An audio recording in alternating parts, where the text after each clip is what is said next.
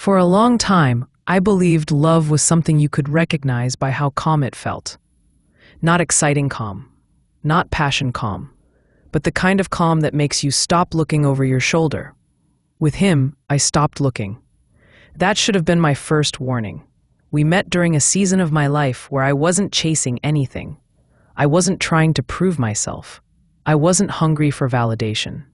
I had learned the hard way that intensity often disguises instability. So when he came into my life quietly, without fireworks, without dramatic declarations, it felt safe. He didn't overwhelm me with attention. He didn't rush intimacy. He didn't promise forever. He simply showed up. And I mistook consistency for transparency. At first, our relationship felt like a steady accumulation of moments. Shared routines, small rituals, Sunday mornings that blurred into each other. Grocery lists written on the same pad of paper. Inside jokes that didn't need explaining. People talk about passion fading over time. But with us, passion never burned loudly enough to fade. It glowed. Low, constant, predictable. I told myself that was maturity. What I didn't understand yet was that predictability can also be camouflage. Living together teaches you things no dating phase ever will. You learn how someone handles inconvenience, how they respond to silence, how they act when no one is watching, or at least you think you do. When we moved in together, I noticed he liked control over his environment, not in an aggressive way, just quietly. He preferred certain lighting, certain sounds, certain routines. If something disrupted those, he'd adjust himself before adjusting the situation. I admired that about him. He didn't lash out, he didn't complain. He absorbed discomfort inward. I didn't realize he was also absorbing resentment. He was good at being agreeable, too good. The kind of person who avoids conflict, not because they're peaceful, but because they're afraid of what honesty might cost them. At the time, I thought I was lucky. I didn't know I was dating a man who lived in compartments. The changes didn't arrive like red flags. They arrived like habits. He started needing more time alone.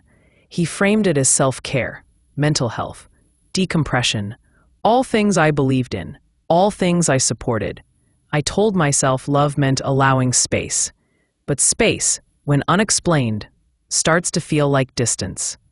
He would sit beside me while being somewhere else, his body present, his attention absent, his responses delayed by half a second too long. I began filling the gaps with excuses. He's tired, he's stressed, he's just introverted. The truth is, I was doing emotional labor for both of us, interpreting his absence in ways that wouldn't threaten the relationship, and he let me. The night I found the account wasn't dramatic. There was no storm outside, no argument beforehand, no intuition screaming at me, just a dead battery and a shared laptop. When the browser opened, it wasn't a message that caught my attention. It was familiarity in the wrong place. A username I recognized, but never associated with this platform. My body reacted before my mind did. My chest tightened. My hands went cold. My breathing slowed unnaturally. That's when you know something isn't meant for you. I remember thinking, I can still close this. I can still pretend I didn't see it. But curiosity wasn't what kept me there. It was recognition. Something in me already knew. As I read, I realized something horrifying. This wasn't a mistake. This wasn't a lapse in judgment. This was a parallel existence. He wrote there the way people write when they feel safe. Unfiltered, unpolished, raw. He talked about his fears openly, his regrets honestly, his dissatisfaction freely. And the more I read, the clearer it became. I wasn't his emotional partner. I was his functional one. I shared bills with him, meals, space. But his inner life lived somewhere else. He was vulnerable online in ways he never allowed himself to be with me. And the people there, strangers, responded with empathy, validation, encouragement. They told him he was deep, misunderstood, special. Things I would have told him if he had ever let me. The most painful realization wasn't that he hid something from me. It was that he never intended to share it. The account wasn't a secret diary. It was a stage.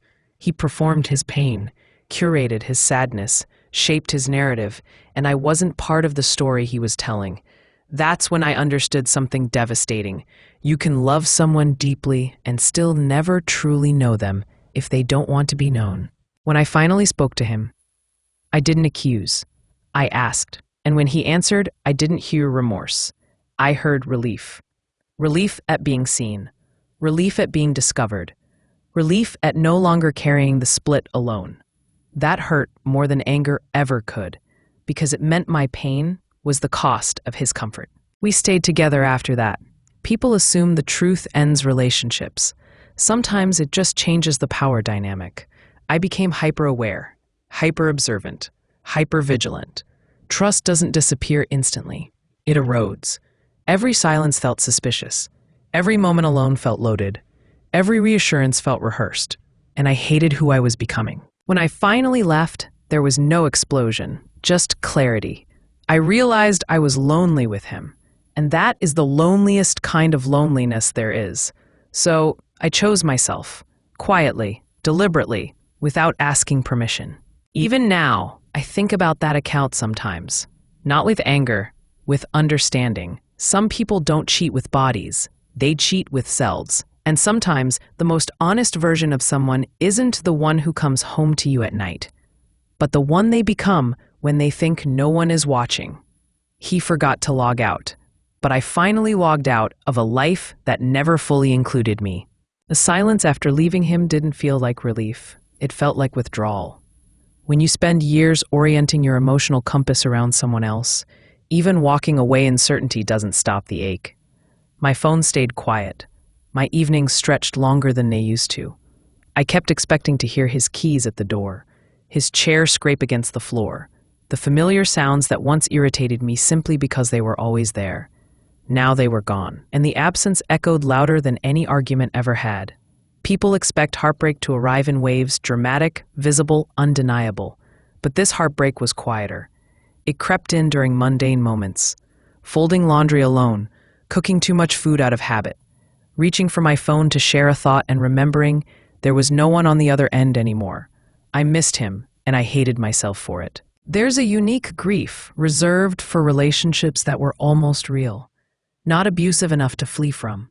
Not loving enough to stay in. Just hollow enough to haunt you. I wasn't mourning the loss of a future. We hadn't planned one with clarity. I was mourning the belief that I had been truly known, that the intimacy I felt had been mutual. Once that illusion shattered, I was left grieving something abstract, the idea of us. You don't get sympathy for that kind of loss. People want clean narratives, villains, clear wrongdoing. They want to know who was right and who was wrong. But this story didn't offer that. There was no explosion, no confession of love for someone else, no dramatic betrayal scene. Just the slow realization that I had been emotionally alone for a long time. After I left, my mind became an archivist. It replayed everything. Every late night, every distracted response, every moment I felt unseen but brushed it off. Memories rearranged themselves with new meaning. Conversations I once considered benign now felt loaded. Silences that felt peaceful before now felt strategic. I wondered how much of our relationship had been real and how much had simply been convenient. And the most unsettling question of all crept in quietly. Did he ever love me the way I loved him? Not in words, not in gestures, but in presence. With time and distance, I stopped trying to villainize him. Not because he deserved forgiveness, but because anger required more energy than I had left. I began to understand something uncomfortable. His secret account wasn't about replacing me. It was about escaping himself.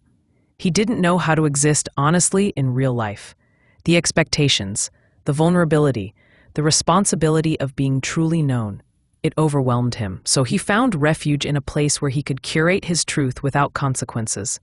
Online, he could be wounded without accountability, sad without solutions, longing without commitment.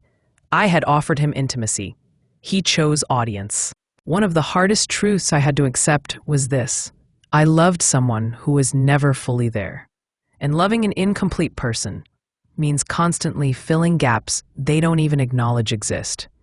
I'd been doing emotional labor without realizing it, interpreting, excusing, compensating, making myself smaller to maintain harmony, accepting partial presence as enough. That realization hurt, but it also gave me clarity. I wasn't abandoned because I wasn't enough. I was left because I refused to continue carrying what wasn't mine to hold. For a long time after the breakup, I noticed something strange. I spoke less. Not because I had nothing to say, but because I had grown used to not being heard. When you live with someone whose truest self exists elsewhere, you unconsciously adapt. You stop sharing things that won't land. You keep thoughts to yourself because the space doesn't feel safe enough to hold them. Healing meant relearning how to speak, to friends, to strangers, to myself. I started journaling, not to process him, but to hear my own voice again without interruption. And slowly, I remembered what it felt like to be fully present in my own life. Distance has a way of sharpening vision. I can see the signs now, the things I didn't want to name back then. His avoidance of deep emotional conflict. His preference for being understood rather than understanding. His tendency to narrate his feelings instead of living them. These weren't flaws, they were warnings. And now I know, emotional availability isn't about how kind someone is. It's about whether they're willing to let you see the parts of themselves they're still figuring out. People often ask if I consider what he did cheating. I don't answer immediately, because labels don't capture the damage. What he did taught me that betrayal doesn't always involve another person. Sometimes it involves another self, a version of someone that gets all the honesty, vulnerability, and emotional truth while you get what's left. That kind of betrayal is invisible, but it rewires your trust just the same. Peace didn't arrive suddenly. It arrived quietly. One day I realized I hadn't thought about his account at all.